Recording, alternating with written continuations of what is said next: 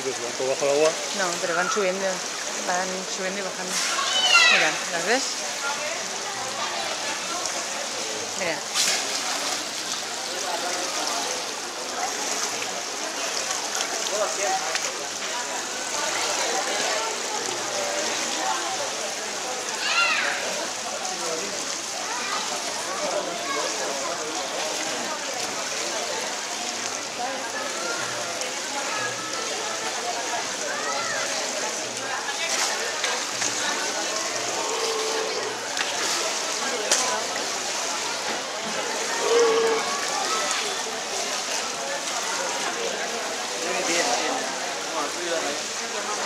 ¿Ves? ¿Cómo te atacan?